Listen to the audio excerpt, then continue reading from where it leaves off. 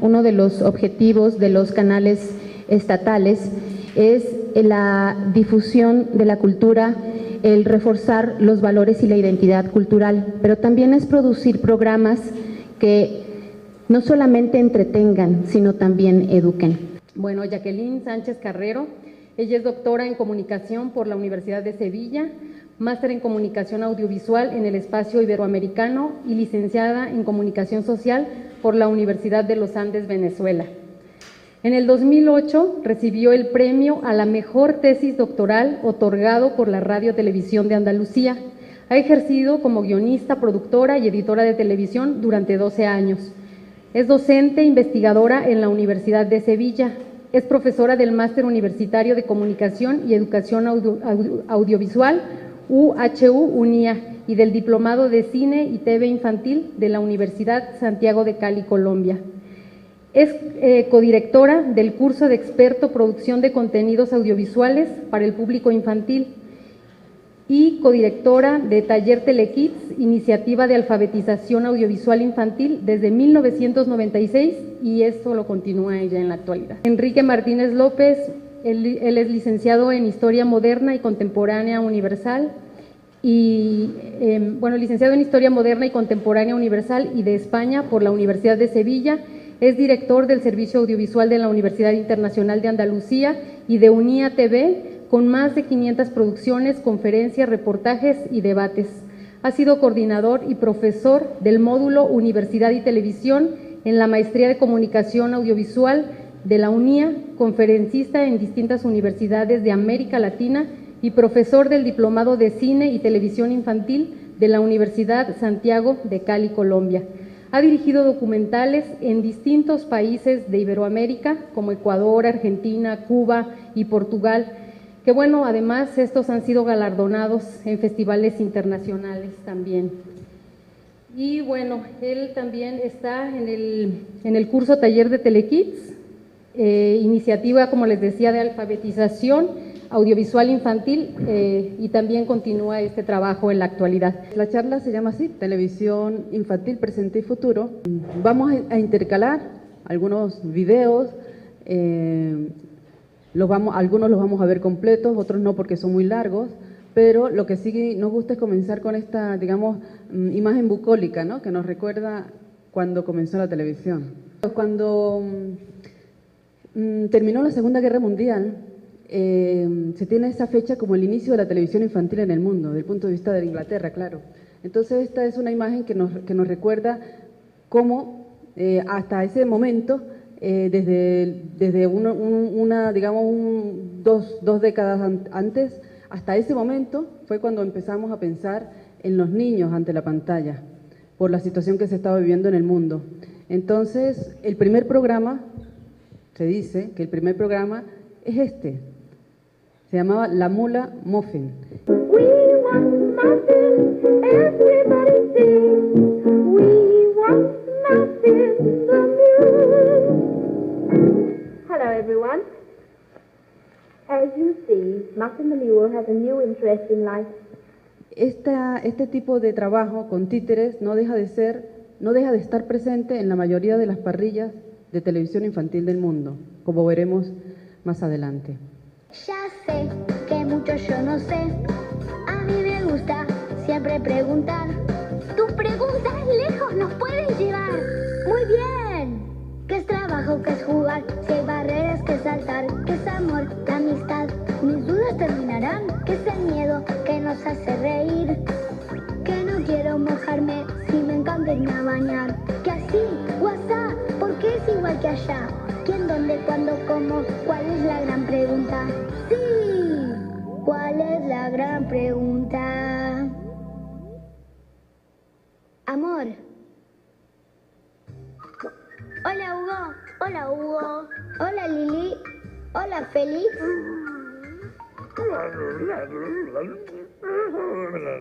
¿Qué dice? Él dice que quiere a su muñequita. ¿Qué es amor? Amor es lo que sentís por algo que te importa mucho, mucho. ¿Vos a quién querés, Hugo? ¡Mi pala! no estoy seguro de que puedas querer a una pala. ¿Por qué no puedo? Bueno, porque es una cosa. Él quiere a su muñeca. Y ellos a sus patinetas. La gente quiere todo tipo de cosas. Sí, pero creo que podés amar cosas muy especiales. Mi pala es especial. Me ayuda a hacer castillos y a jugar al tenis. Ups. ¡Hey, chicos! Hice una torta. Apuesto a que te encanta comer torta. Adoro lamer chocolate. Y también amo a mi mamá. ¿Tanto como comer algo rico? Más. ¿Qué amas más? ¿Jugar con la pala o lamer el chocolate? Es diferente. Entonces, ¿son tipos diferentes de amor? Vamos a ver. Está el amor que sentís por tus cosas. Y el amor que sentís por tus amigos. ¡Ja! ¡Hola, Hugo! ¡Hola, Oscar! ¡Alto! ¡Lado a lado! ¡Ahora abajo! ¡Qué lento! Está el amor por la música. Y la forma en que los fans aman a las estrellas de rock.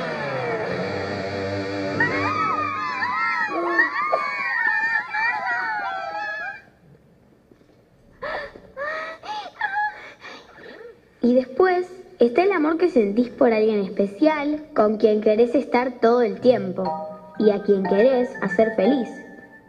Como esos dos.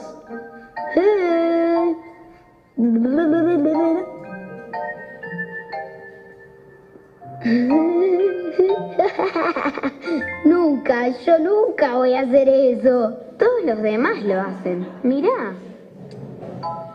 Te quiero.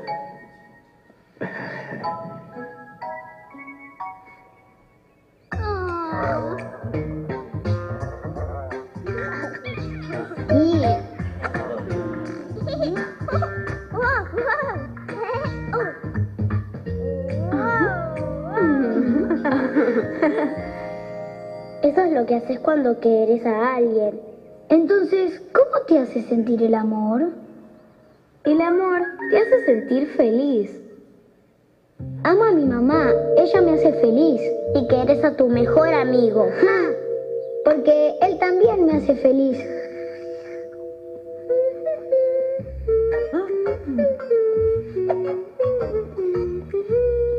Hola, Oscar. Hola. Pensé que quería el otro nene.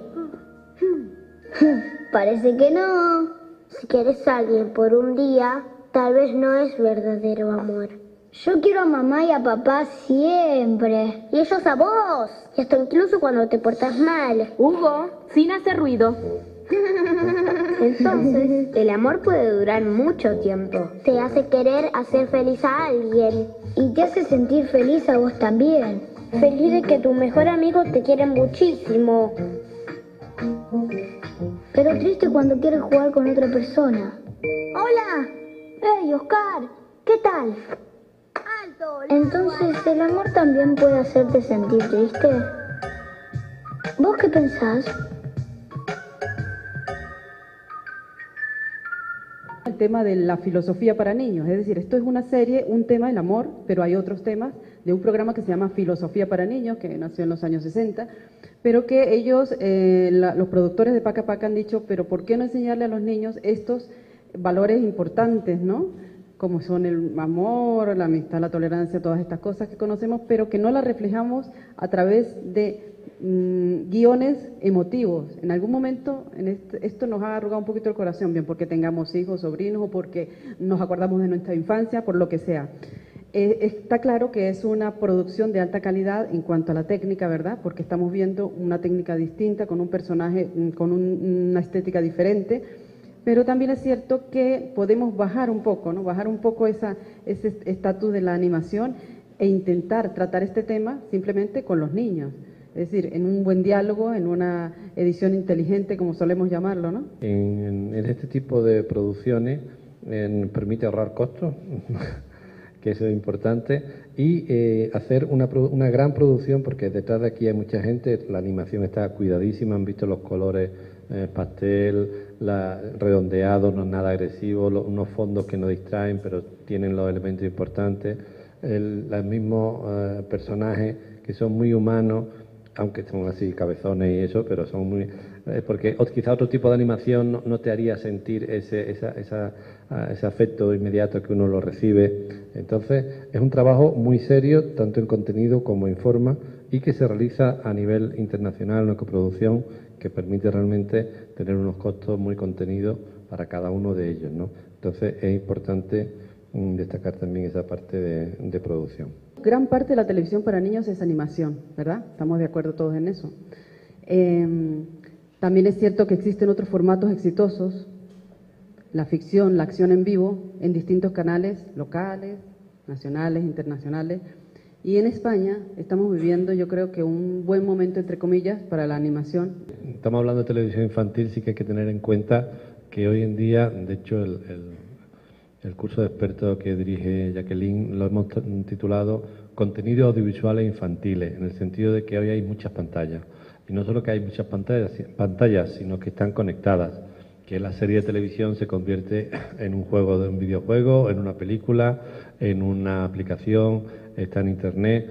Es decir, eso es una realidad que además hay que tener en cuenta y que hay que aprovechar. Le hablaremos también del transmedia, pero los movimientos económicos que hay ya, por ejemplo, en los videojuegos, este es un simple ejemplo.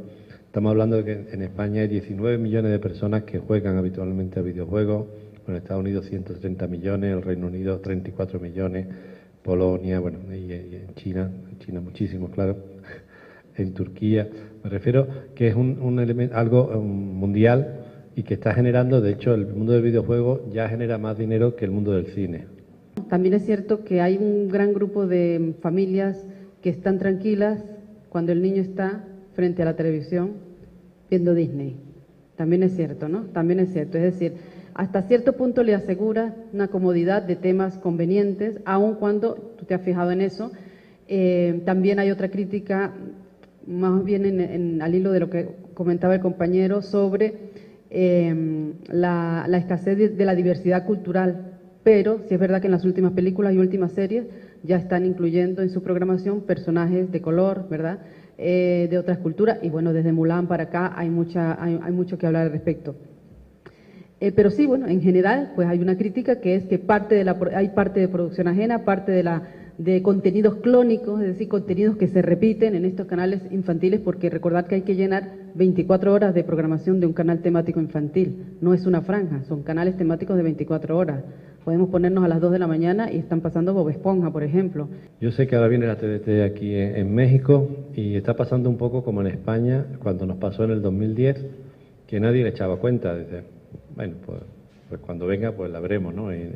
Y si hay que comprar un aparatito, pues se compra, porque tampoco no es tampoco tan costoso. Pero no nos dábamos cuenta que la TDT es otro concepto en cuanto a que después te garantiza 30, 40 canales en abierto de una calidad digital muy grande, que obligó en este caso al gobierno español, teníamos 6, 7 canales en abierto, a realmente redistribuir todas esas posibilidades. De repente también es como si la televisión abierta saltara al cable. Es decir, tienes 30 canales, pues tienes que llenarlos. Además, hemos tenido varios encuentros con compañeros periodistas aquí y ya sabemos que los grupos mediáticos de aquí de México ya lo saben y están preparando nuevos canales, porque inevitablemente se va a abrir mucho, tanto en canales privados, generalistas, etcétera, pero también una manera lógica y que se está llenando todo el mundo son con los canales temáticos que estábamos hablando, que es, como decía, como saltar al cable. Cuando creamos productos, que es lo más importante y por lo que estamos aquí, deberíamos buscar la forma de exaltar esos valores, bien sea en acción viva, bien sea en animación o bien sea en un mensaje institucional dirigido al niño y al joven. ¿Por qué? Porque sigue siendo la televisión un modelo de socialización del niño, sigue siendo un modelo por el que durante muchos años es su modelo de vida, ¿no? Lo que ven esos personajes. ¿Por qué? Porque no tiene suficiente contacto con su familia, porque no hay tiempo de estar con el niño o simplemente porque pasan más horas con la televisión que con otro miembro de la familia. Entonces es muy importante por eso. Pienso yo que siempre es necesario la educación en el gusto, en el buen gusto en la televisión. ¿Por qué? Porque, bueno, hay varios estudios desde hace años, pero últimamente también están desarrollándose estudios en el sentido de que no es imposible, es decir, que es posible educar a la gente en el buen gusto. O sea, no podemos decir esta televisión tiene esta programación porque a la gente eso es lo que le gusta. O sea, no hagamos eso también con los niños. No es verdad, no es verdad. Los niños y la gente adulta consume lo que tiene a disposición. No son ellos los que mandan realmente. El niño tiene derechos que hay que recordarlos. El artículo 13 de la Convención de los Derechos del Niño dice exactamente que tiene derecho a buscar, recibir y difundir información e ideas, ya sea oralmente, por escrito, impresa, en forma artística o por cualquier otro medio dirigido por el niño. Entiendo que, bueno, aquí un chiste de Mafalda que dice, y esos derechos a respetarlos, no vaya a pasar como con los 10 mandamientos, ¿no? A respetar esos derechos, ¿no? Pero entiendo que en México está por aprobar una ley de protección a la infancia y a la adolescencia. No, me he enterado, sí, no sé si... está en estudio, creo, en el Congreso. Está en estudio, ¿no? Pues en esa ley debería haber un apartado para el niño y los medios, ¿no? También hay un documento interesante que es la Carta de la Televisión para Niños, que está muy poco difundida y que nació en Múnich en 1995 y es de los pocos documentos que nosotros creamos valiosos porque, bueno, lo indicaba de esa manera, ¿no? Los niños deberían poder escucharse, verse, expresarse a sí mismos en programas de televisión que afirmen la conciencia que tienen de sí mismos, de su comunidad, además de su lugar en el mundo. Y uno se puede preguntar entonces, ¿qué significa crear contenidos infantiles, ¿no? Porque seguimos normalmente los modelos de los programas o incluso hacemos una reflexión y decimos, cuando yo era pequeño, a mí me gustaba mucho este programa, como productor, ¿no? Voy a intentar hacer algo que rescate esos mismos métodos. Cielo Salviolo, esta joven que ven aquí, una docente de la Universidad de Buenos Aires, es además asesora y creadora del canal Paca Paca de Argentina, un canal del Ministerio de Educación, un canal público, que ha estado en internet y que está también con señal en vivo. Conocer y reconocer a la infancia, ¿no? Pensarlos como seres sociales, que tienen una historia, y efectivamente se ve que en ese canal han pensado en eso. Pensarlos mientras se relacionan con su entorno, con su familia. Dice también que hay que tener un compromiso con la audiencia cuando se trabaja para niños, obviamente. Concebir también desde los medios de comunicación a los niños como portadores de historias que enriquecen la vida en común. Dice también pensar desde la perspectiva de los chicos. Hay quienes no tienen esta misma idea sobre la televisión infantil, pero ella dice que sí, que deberíamos pensar desde la perspectiva de los chicos, sus preocupaciones, sus intereses, sus emociones, las preguntas que hacen, los modos que tienen de procesar la realidad.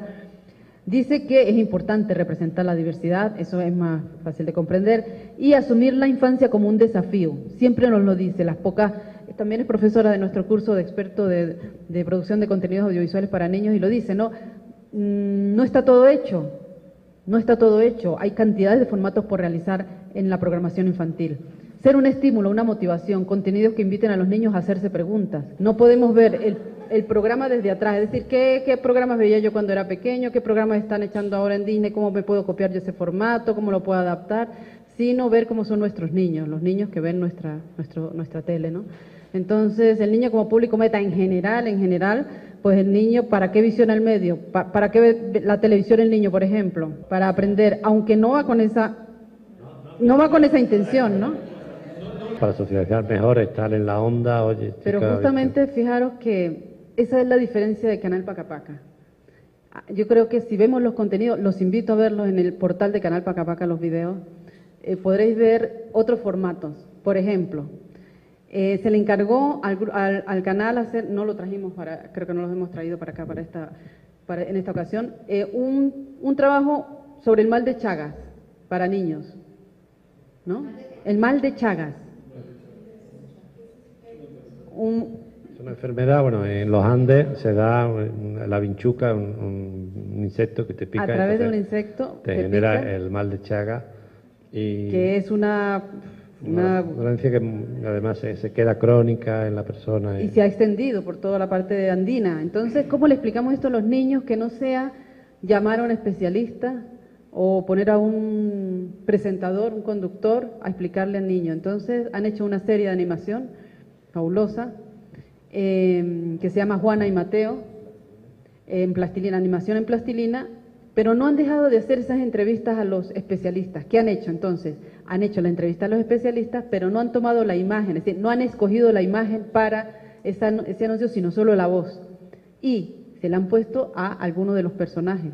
Por ejemplo, a un investigador o a la encargada de la parte de sanidad, explica cómo se originó esa enfermedad, cómo puedo yo contraerla, si es que puedo contraerla estando en el campo o en la ciudad, y cómo puedo evitarla, prevenirla. Entonces, pues se imaginaron una pareja de niños, ¿no? Una juega a ser reportera y el niño con su cámara, ahí estamos metiendo las nuevas tecnologías en la producción, pues le hace siempre una serie y ellos están los dos. Entonces, hoy ¿qué nos toca? Hoy vamos a hablar del mal de Chagas. Pero realmente el mal de Chagas es la temática presente, transversal en toda la serie. Entonces, yo creo que siempre hay que buscar la forma de nuevos formatos. Hemos pasado de la paleotelevisión, que fue la primera televisión, ¿verdad? Pasando por la televisión de los años 80, la neotelevisión, y a partir del nuevo siglo un poco la hipertelevisión. ¿Y qué es esto de la hipertelevisión? Pues que abarca estos tres modelos que confluyen ahora dentro del concepto de la televisión generalista, la televisión multitemática, ¿verdad?, que es la que utiliza los mismos contenidos pero en distintas plataformas, y la que convergen con Internet, que puedo yo ver Internet en el móvil o utilizar la televisión para ver Internet también. Esto lo podéis encontrar en este libro de narrativa audiovisual de Inmaculada Gordillo, publicado en el 2009, hace un extenso estudio sobre eso. También es importante reconocer la tradicional audiencia estática se transforma hoy en día y se transforma en prosumidora, ¿no? No sé si tenéis presente este concepto del prosumidor ahora. Yo produzco, subo a Internet y consumo también productos de Internet, lo que se llama un poco la social TV. Se trata de una audiencia además líquida, ¿no?, del concepto de audiencia líquida, que se caracteriza porque no solamente se conforma con ver el contenido en televisión, sino que lo complementa o lo mira de nuevo en Internet y en otros medios, en cualquiera de las pantallas, pero a través de Internet. Paca Paca es un canal, en principio, en señal abierta, pero en Argentina no existe una distribución abierta a nivel nacional de canal aire, por razones históricas. Legalmente solo podían ser canales regionales, digamos, por provincia. Y la distribución auténticamente nacional se hace por cable. Son cableros privados y cubren al 80-90% de la población. Entonces le explicaba que ha habido una pelea política muy fuerte, legal, por parte de la Presidencia de la República, tomando partido y peleando contra los medios que no querían, para obligar a que esos canales públicos se emitan, por supuesto gratis, se ofrezcan a todos los cableros de Argentina. Y entonces en estos momentos los niños pueden verlo porque están en los cables que tienen normalmente las casas argentinas, pues tienen ese, aparte de que también, como aquí, hay canales provinciales públicos que retransmiten la señal. Las grandes empresas, por supuesto, que tienen presupuestos monstruosos para este tipo de trabajo, pero nosotros creemos que también, sin abarcar todos los medios, porque tampoco es necesario todo lo que es el cómic, el propio libro, el musical, el evento, ¿no? El evento, no vamos a hacer un parque temático, pero sí hacemos un evento donde mostramos los personajes y tienen contacto con los niños. El portal es básico, el portal de Internet es básico, con actividades didácticas y con actividades también para los padres. Por ejemplo, creo que lo tenemos aquí, Doctora Juguetes, es un ejemplo de muchas cosas, entre otras, pero aquí en este caso lo mostraba porque tiene un portal didáctico de cómo se originó. O sea, la Doctora Juguetes como personaje es hija de una doctora, ¿no? Que encuentra que su madre le regala un estetoscopio es un estetoscopio mágico. Entonces ella puede, para los que no la conocen por supuesto, ella puede curar a los juguetes. También hemos podido vincularnos con la autora porque es muy interesante cómo se originó la serie, cómo ella tenía un niño asmático que tenía que llevar mucho al médico y cómo el niño le temía y cómo ella empezó a mostrarle ese mundo del médico para que perdiera el miedo y fuera a la consulta sin miedo.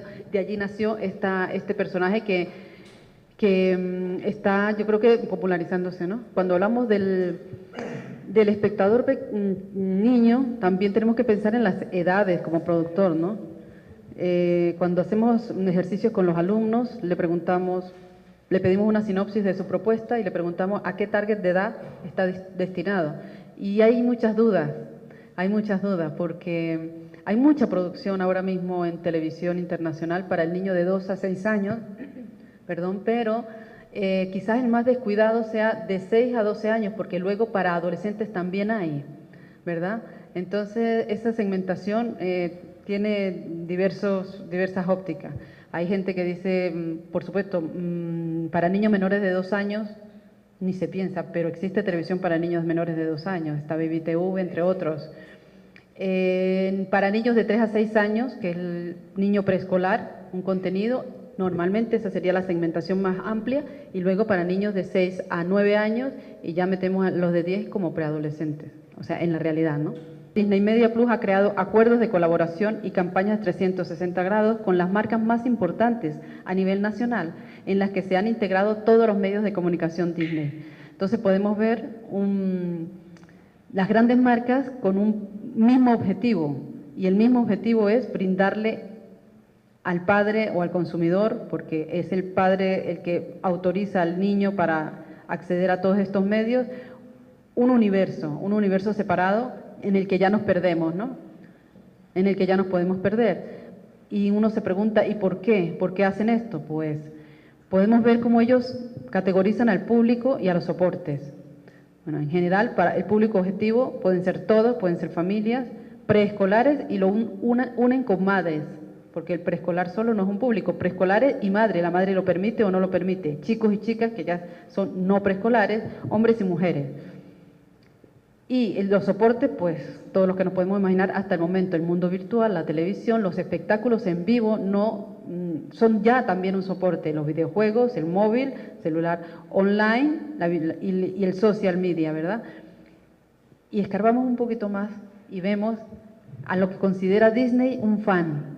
Antiguamente esta información era solamente para la industria, esto ya está publicado en internet.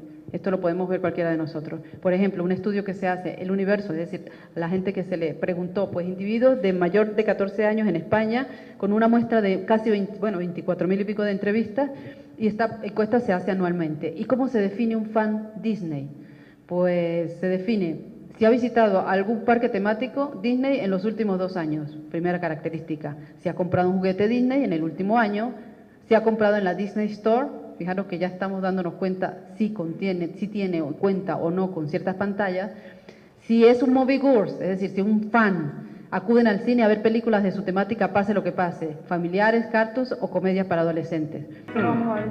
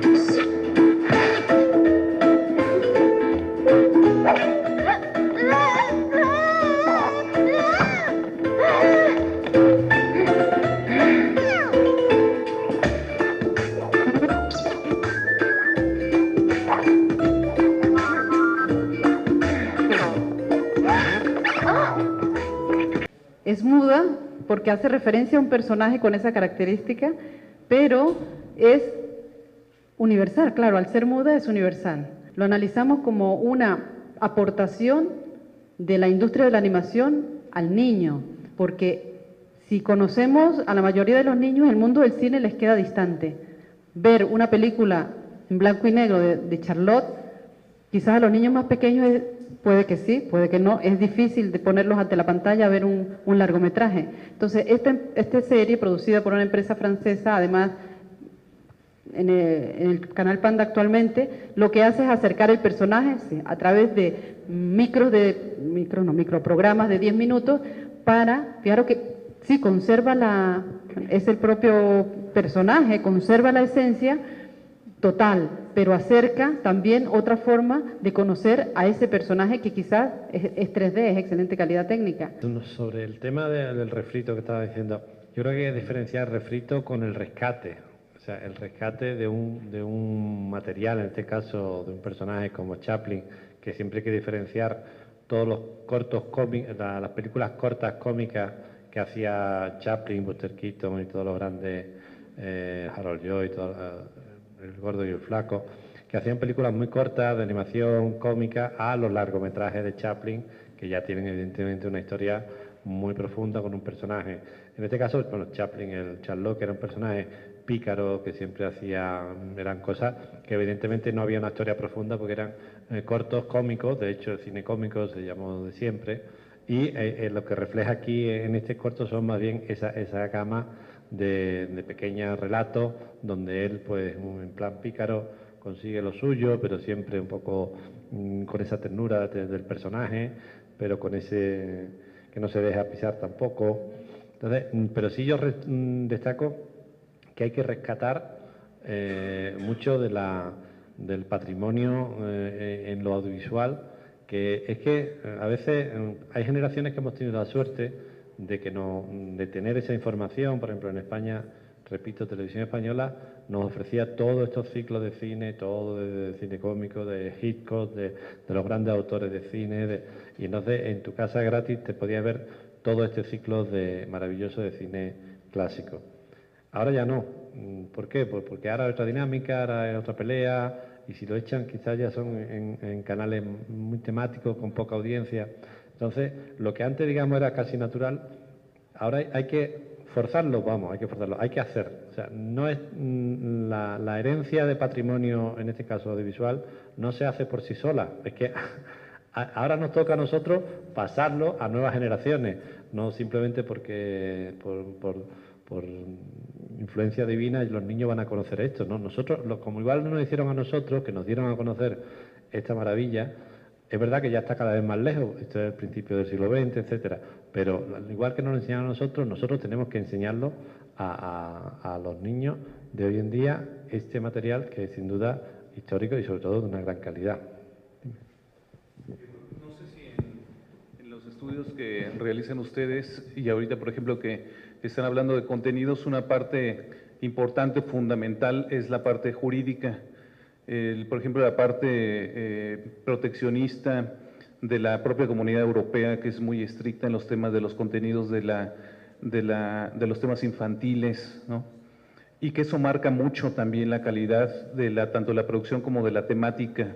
Hay barreras incluso proteccionistas para que no entren todas las series, ni asiáticas ni norteamericanas, por ejemplo, que las empresas están deseosas de colocar en las televisiones comunitarias, por ejemplo, ¿no? La protección que tiene la televisión canadiense, que es también súper estricta en estos temas, contra la protección de México, que es prácticamente nula, y que lo deja todo a los códigos deontológicos de los canales o a la propia o a los propios códigos que puedan tener las propias empresas, que como ya lo vimos en el caso de Disney, lo que les interesa más es tener consumidores, por ejemplo, ¿no? Ustedes hacen esos estudios en esta parte, o sea, ¿cuál es la relación entre los contenidos que se están produciendo y difundiendo en los países y ligados con las series? O sea, ¿lo ven también desde esa parte? No, nosotros no nos dedicamos a eso, es un tema bastante profundo. En la investigación tú tienes que escoger una línea de investigación, ¿no? O sea, una línea de estudio, tú no puedes abarcar, eso que tú me estás diciendo es una línea adyacente de nuestros estudios. Sí, pero en este caso, bueno, ahora lo comentas. Yo creo que, ya es mi opinión personal, ya tú dices la tuya, nosotros nos dedicamos quizás más a la preparación del niño y de la familia para que ante cualquier expectativa sepa cómo actuar. Es decir, esa protección que tú comentas se usa más que todo en Europa, ¿verdad?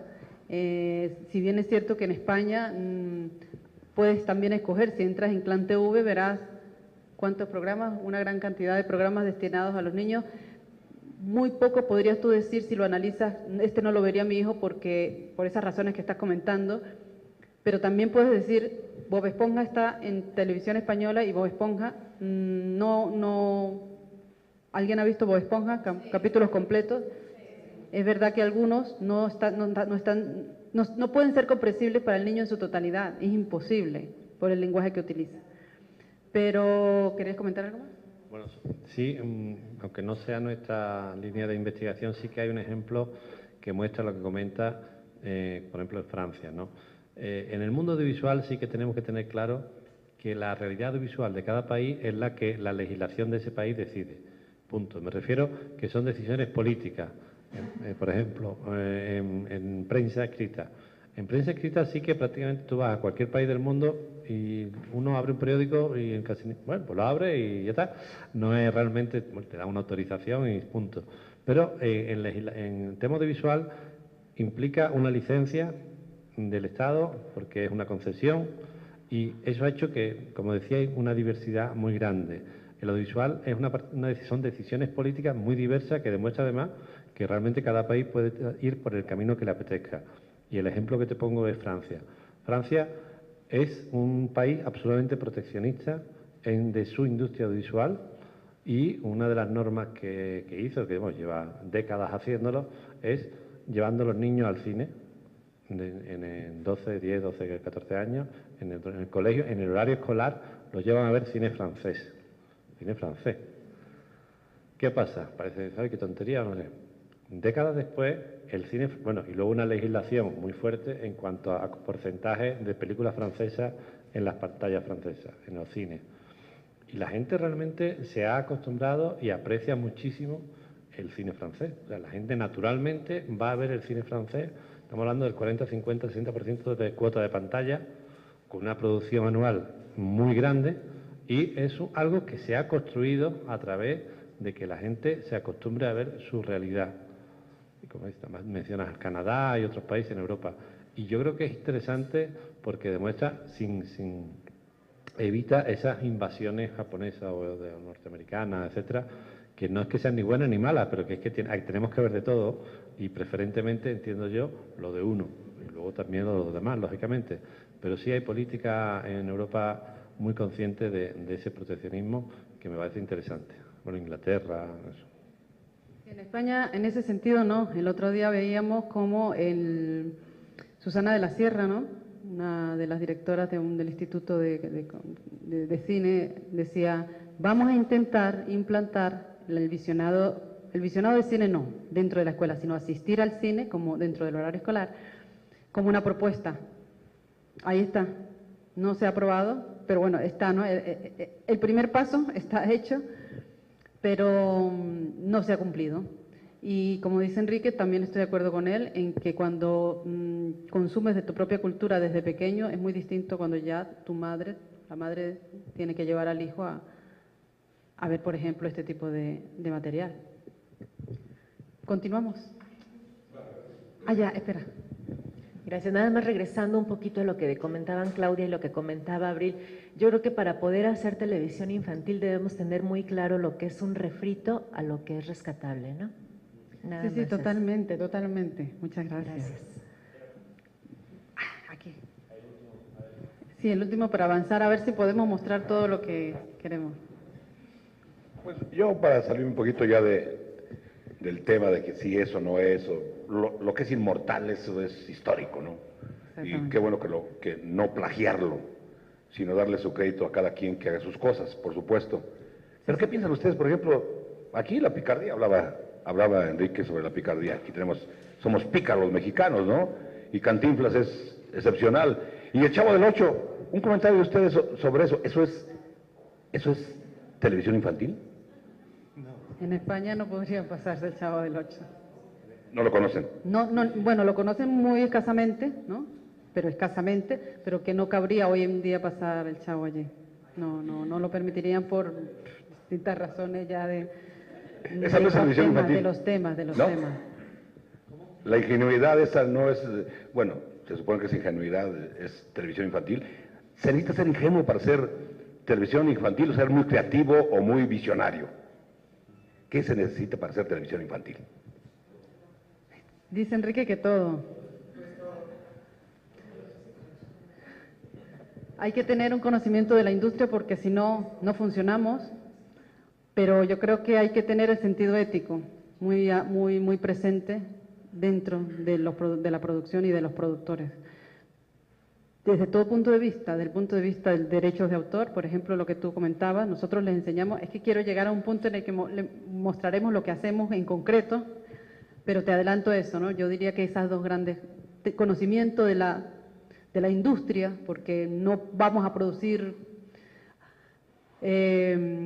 formatos o contenidos que yo realmente, aunque estén hechos a mi modo, no se vayan a consumir porque la industria no los aceptaría. Eso es una realidad, todos los productores lo sabemos, por eso siempre nos arrimamos al más exitoso, ¿no? Pero el punto de vista ético yo creo que no es cuestión de moda ni nada, sino es algo que tenemos que tener dentro de nuestra cabeza cuando escribimos para niños especialmente, desde todo punto de vista, desde los contenidos, desde los derechos de autor, que son los principales. Y a mí me gusta en concreto esto porque sí que muestra la bondad del personaje. O sea, la primera vez que lo vi yo me emocionó este dibujo animado. Me emocionó porque era mostrarle a través de la comicidad, como es el personaje, a un niño lo que es ser bueno, a pesar de no tener nada en la vida. ¿Sabes cómo era este personaje? Y cerrando un poco el tema, bueno, nosotros el fenómeno Chavo en México, la verdad que no nos vamos a analizar nosotros, es muy complicado, yo creo que corresponde aquí a los mexicanos, pero de todas maneras nosotros estamos viajando por distintos países y este es uno de los objetivos que teníamos nosotros precisamente, era analizar más la televisión mexicana y sin duda infantil, que es el Chavo clásico, pero también los dibujos animados ahora del Chavo, que también, o sea, es hacer ese análisis. La próxima vez que vengamos me hace la pregunta y quizá ya tengamos el análisis. Pero bueno, hemos estado en Colombia, hemos analizado cosas de Colombia. Aquí es un fenómeno, sabemos el Chavo. También el Chavo es televisión infantil, pero es televisión familiar, se sabe, porque además se ve a cualquier edad. Es un tema, también lo que hablábamos de productos que no son de franja, sino pues, digamos, familiar, que también muchas veces tocan temas de determinada manera, que es verdad que al niño son un poco excesivos, pero digamos, están en el límite, la vida es así, y luego además te asegura que franjas mayores de edad lo ven agradable, porque bueno, también es verdad que el origen del Chavo en esa época, pues no tenían problema de legislación anti-bullying, de esto, de acoso, no sé qué, que muchas veces sabemos que los personajes están todo el día acosándose mutuamente y ahora pues quizás en España eso ni lo permitirían porque quiera que no hay unas acciones violentas que hoy en día se controlan más, pero son como tantas cosas que en su momento triunfan y tienen o los picapiedras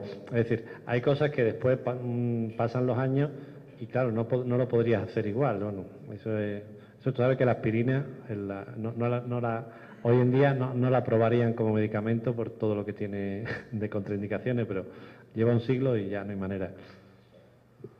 Bueno, vamos a ver si avanzamos. Bueno, teníamos otros ejemplos, ¿no? Más sencillos. Yo creo que para llegar a tiempo lo saltamos en el sentido de mostrar el vídeo, pero están de moda los programas de cocina, ¿no?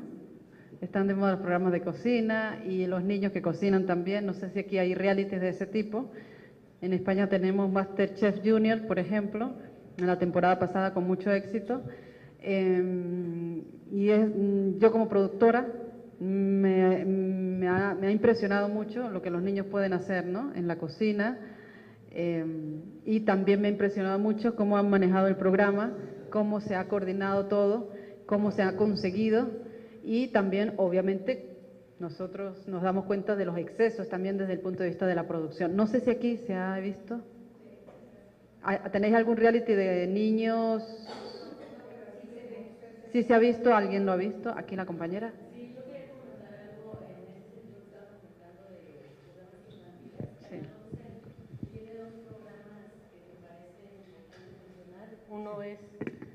Uno es Quipatla y habla acerca de las historias de los niños, del bullying, de padres divorciados, o sea, abarca muchísimos temas. Y otro se llama Futboleros, y también pues sabemos que México es un país que consume el fútbol, lo come, lo bebe todo, ¿no? Sí. Entonces, desde esa plataforma abordan temas importantes que suceden en una familia y los niños son jugadores, desde las niñas hasta los niños. Sí.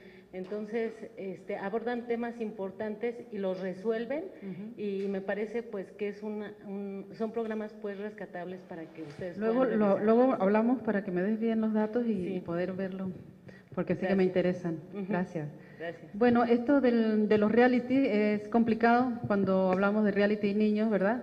Tenemos una idea del reality del Gran Hermano, que es el que nos ha ido aplastando años y años. No sé si aquí se hizo también una versión nacional, pero allí en España sí que se ha llevado a cabo. No vamos a hablar de eso porque no es programación infantil y porque ya entonces nos iríamos por otra vía. Pero claro, entonces están adaptaciones de realities para niños como este de MasterChef, que primero fue MasterChef de adultos y luego MasterChef Junior.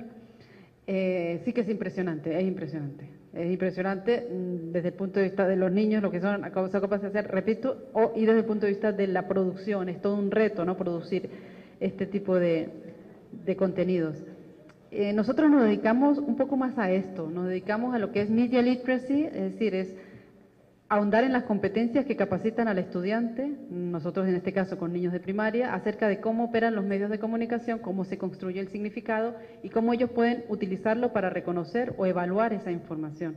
Me gusta esta definición que se ha hecho hace unos años porque se habla de educación en medios. Aquí en España tenéis a Guillermo Orozco como uno de los, aquí en México, se me cruzan los cables a veces, a Guillermo Orozco como uno de los pioneros, pero bueno, uno de los pioneros que hablaba, bueno, primero de educación en medios.